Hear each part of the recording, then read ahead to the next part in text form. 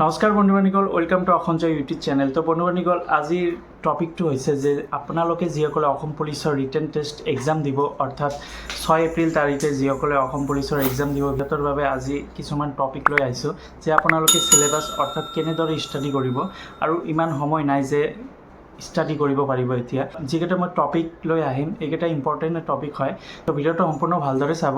আৰু যিসকলে মোৰ চেনেলৰ নতুন ভিজিট কৰি আছে, অসমজয় ইউটিউব চেনেলটো ছাবস্ক্ৰাইব কৰি বেল আইকনটো প্ৰেছ কৰি দিব। ফ্ৰেণ্ডসকল, যিসকলৰ এডমিট কাৰ্ড আহিছে, তো এতিয়া বেছি সময় নাই যে আপোনালোকে ষ্টাডি কৰিব পাৰিব। তো কেইটামান ইম্পৰ্টেণ্ট টপিক লৈ আহিছোঁ মই। সেই টপিককেইটা যদি ষ্টাডি কৰে, কিছু 20 বা 30% আপোনালোকৰ কমন পৰি যাব। প্ৰথম কথাটো হ'ল আপোনালোকৰ যিটো চিলেবাছ আছে অসম পুলিচৰ AB UBৰ বাবে, আপোনালোকে ইয়াৰ আগতে গ্ৰেড 3 গ্ৰেড 4 তাৰপিছত অসম পুলিচ, তাৰপিছত আৰু অন্যান্য কিবা কিবি ডিপাৰ্টমেণ্টৰ এক্সাম দিছে OMR শ্বীটত।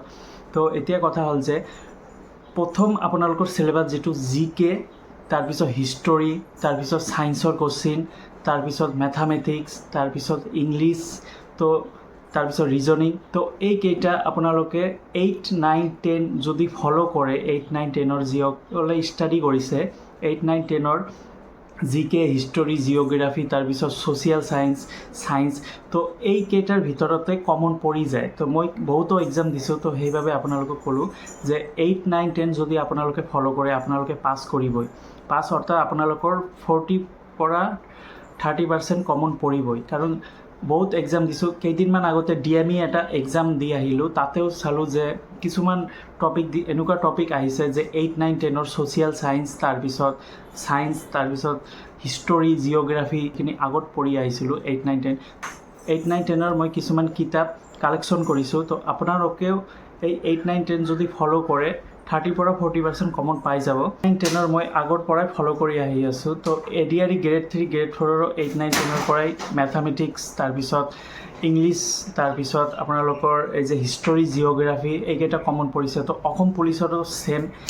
তো আৰু কাৰেণ্ট এফেয়াৰ্ছ পৰি যাব যে দেশত কি হৈ আছে বৰ্তমান, মানে মন্ত্ৰীসকলে কি কাম কৰি আছে, বা খেলুৱৈৰ বিষয়লৈ পৰিব, মানে বহুত ধৰণৰ GK আছে। তো এতিয়া পঢ়িবলৈ সময় নাই। যিকেইটা হ'ব আৰু কি কাৰেণ্ট এফেয়াৰ্ছ ইউটিউবত মাৰি ল'ব যে কাৰেণ্ট এফেয়াৰ্ছখিনি, আৰু হিষ্টৰী, জিঅ'গ্ৰাফী, তাৰপিছত ছ'চিয়েল ছায়েন্স 8, 9, 10ৰ ষ্টাডি কৰি যাব, যাতে আপোনালোকৰ কমন পৰি যায়।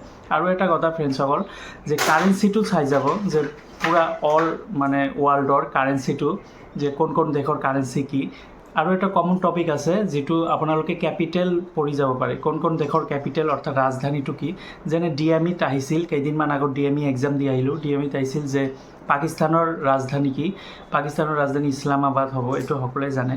তাৰপিছত কাৰেঞ্চিও আহিছিল যে জাপানৰ কাৰেঞ্চিটো কি, আহি থাকে প্ৰতি বছৰে। তো আপোনালোকে যাতে ষ্টাডি, এনেকুৱা এতিয়া সময় নাই যে ষ্টাডি কৰিব পাৰে, যে যিখিনি সময় আছে আপোনালোকে এইকেইটা টপিক লৈ পঢ়ি যাওক।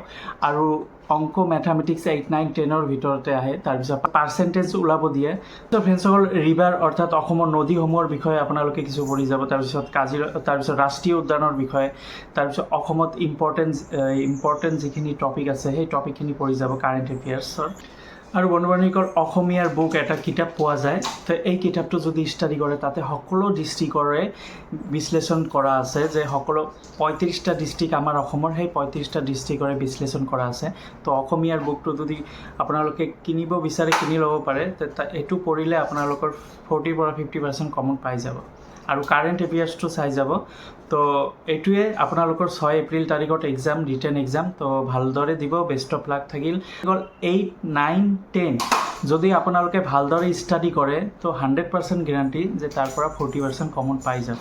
আজি ইমানেই সমাপ্ত কৰিম। চ' এই টপিক লৈ আহিছোঁ কাৰণ মই সকলোখিনি এক্সামত মই এটা বস্তু লক্ষ্য কৰিছোঁ যে 7, 8, 9 অৰ্থাৎ আমাৰ ষ্টেটৰ যিখিনি এক্সাম দি আহিছোঁ মই, অসমৰ যিখিনি ধৰক ADRE গ্ৰেড 3, অসম পুলিচ, তাৰপিছত DME, তাৰপিছত ইৰিগেশ্যন, APDCL, তো আমাৰ 8, 9, 10 যদি ফ'ল' কৰে, 8, 9, 10 ক্লাছৰ যিখিনি কিতাপসমূহ, তো আপোনালোকে পাছ কৰিবই, অৰ্থাৎ 40 পৰা 50% কমন পাই যাব। তো আজি এইখিনি কৈ সমাপ্ত কৰিম। তো যদি ভাল লাগে বন্ধুবান্ধৱীসকল, লাইক কৰি দিব, আৰু নিজৰ বন্ধুবান্ধৱীসকলক শ্বেয়াৰ কৰি দিব, আৰু অসমজয় ইউটিউব চেনেলটো ছাবস্ক্ৰাইব কৰিব। ধন্যবাদ।